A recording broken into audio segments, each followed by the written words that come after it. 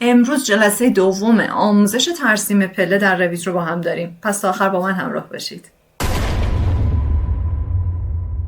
سلام، من الهام کیانی هستم و با کانال یوتیوب الهام آرکن لایف با شما همراهم. اگر تا به این لحظه کانال یوتیوب الهام آرکن لایف رو هنوز سابسکرایب نکردید، لطفاً همین الان رو دکمه سابسکرایب بزن، نوتیفیکیشن تو اکتیو کن که هیچ آموزش رو از دست ندی که ما به صورت روزانه آموزش های نرم افزار حرفه‌ای رویت رو خواهیم داشت. همونطور که در ابتدای ویدیو گفتم، امروز قرار جلسه دوم آموزش پله رو با هم داشته باشیم. بچه‌ها تمرین خیلی واجبه. ما برای یادگیری پله تنها چیزی که بهمون کمک میکنه یه آموزش خوب در کنار یه تمرین عالی. پس تمرین رو فراموش نکنید.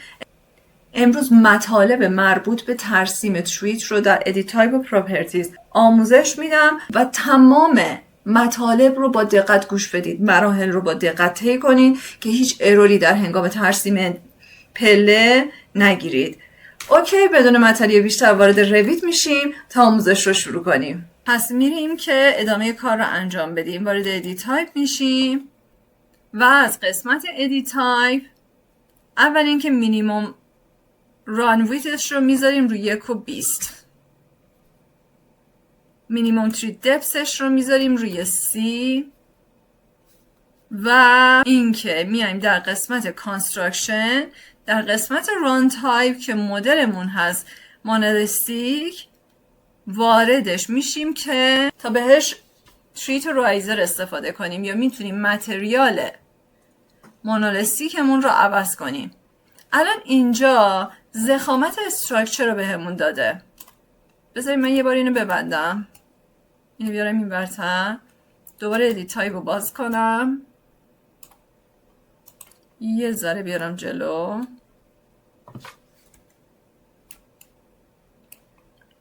بذارم روی ریالستیک آها بهتر شد. خب اوکی، دوباره ادیت تایپ رو میزنم، وارد ران تایپ میشم. خب در قسمت کانستراکشن در اینجا underside surface داریم، یعنی این قسمت زیری پله که برای اینکه بخوایم پلهمون به صورت اکسپوز باشه یا طراحی داخلی خاصی داشته باشیم میایم این اسموث رو میذاریم روی حالت استپ.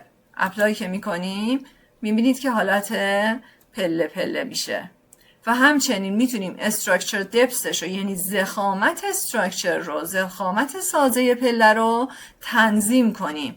الان روی 15 سانته یه عددی میذارم که کامل وضوح داشته باشیم، میذارم رو 9 متر، اپلای میکنم، میبینید ضخامت پله تغییر کرد، ضخامت استراکچر پله تغییر کرد. و اگر بیایم از رو حالت استپ بزنیم رو اسموث و اپلای کنیم، این ضخامت پله همینقدر میمونه. حالا ما اینو برمیگردونیم رو همون 15 سانت که اوکی باشه، اپلای میکنیم.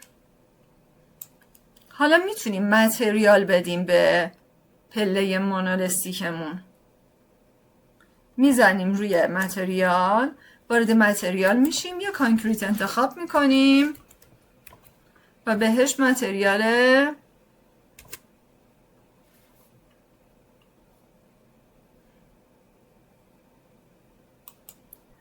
کانکریت میدیم. همین اوکیه، اوکی میکنیم، اپلای میکنیم و متریال این اوکی شد. همونطور که میبینید الان در حال حاضر متریال تریت و رایزر اکتیو نیست. چرا؟ چون ما اینجا دو تا گزینه جدا برای رایزر و تریت داریم.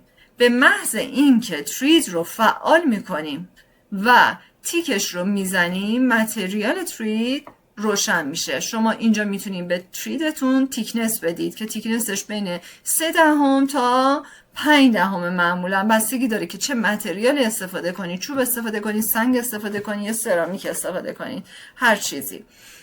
شما میتونید به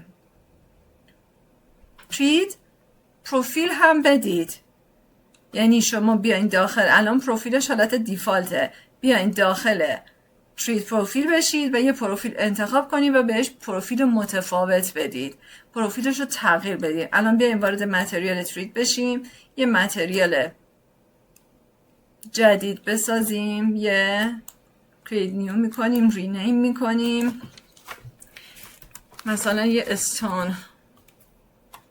خب کف اسلاکم روشن بود. استون، وارد asset material میشیم و اینجا استون رو براوز میکنیم، سرچ میکنیم، ببینیم چه متریالی بهمون میده. خب این از استون. ماربل داره، گرانیت داره، شما میتونید هر چیزی رو استفاده کنید. من میام همین کوارتز وایت رو میذارم، میبندمش، متریال هم تنظیم شد، اپلای میکنم، اوکی میکنم و روی این استون میمونه. حالا من اگر پروفیلش رو بیام به یه حالت متفاوت تر تغییر بدم، محسوس تر میشه براتون. بچه ها ما اینجا تنظیمات نویزینگ هم داریم. گفتم بهتون در جلسه گذشته تا 2 سانت میتونیم بهش نویزینگ بدیم. 2 سانت هم بهش نویزینگ میدم. اپلای، همینطوری که میبینید اومد جلو. بچه ها بزنید یه بار اوکی کنم ببینید از جلو، به خاطر اینکه پروفیلش عوض شده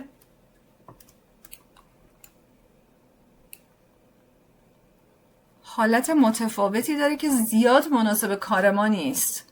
میبینید؟ پس بهتره که وارد ادیت تایپ بشیم و پروفیلش رو عوض کنیم. وارد ران تایپ میشیم، وارد تریت پروفیل میشیم و یه پروفیل دیگه براش انتخاب میکنیم.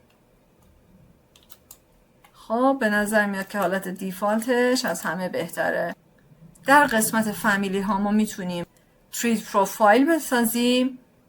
اگر دوست داشتید که آموزش تریت پروفایل رو داشته باشید حتما تو کامنت ها اشاره کنید که من یک آموزش جدا برای تریت پروفایل فامیلی بذارم. این هم از پایان این جلسه. امروز کامل یاد گرفتیم که تنظیمات تریت رو در ادیت تایپ انجام بدیم و میدونیم که میشه برای تریت پروفایل تعریف کرد، میشه ضخامت بهش داد، میشه متریال بهش داد و تقریبا تمام موارد مربوط به تریت در این جلسه گفته شد. لطفاً تمرین داشته باشید تا جلسه آینده مشکلی نداشته باشید. بچه ها اگر این ویدیو براتون مفید بود لایکش کنید، برای دوستان مهندستون شیرش کنید و اگر سوالی در هنگام مشاهده ویدیو براتون پیش اومد حتما کامنت کنید که من پاسخگو هستم. مرسی که تا این لحظه همراه من بودید. خدا نگهدار.